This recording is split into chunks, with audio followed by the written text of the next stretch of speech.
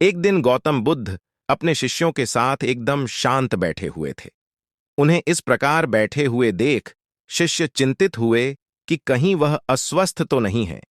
एक शिष्य ने उनसे पूछा कि आज वह मौन क्यों बैठे हैं?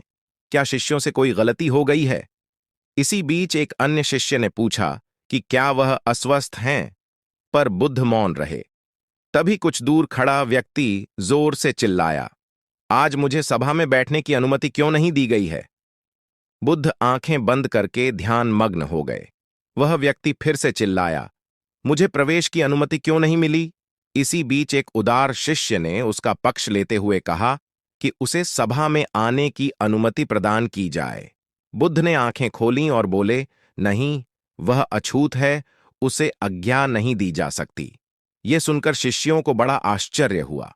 बुद्ध उनके मन का भाव समझ गए और बोले, हां, वह अछूत है।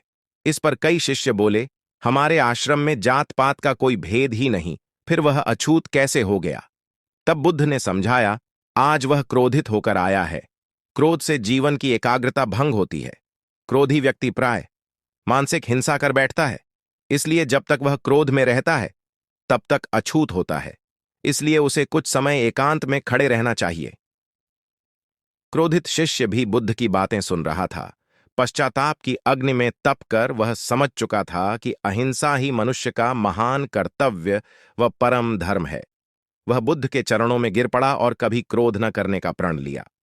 शिक्षा। आशय यह है कि क्रोध के कारण व्यक्ति अनर्थ कर बैठता है और पश्चाताप उसे बाद में होता है, जिसका कोई लाभ नहीं मिलता। इसलिए हमें क्रोध नहीं करना चाहिए।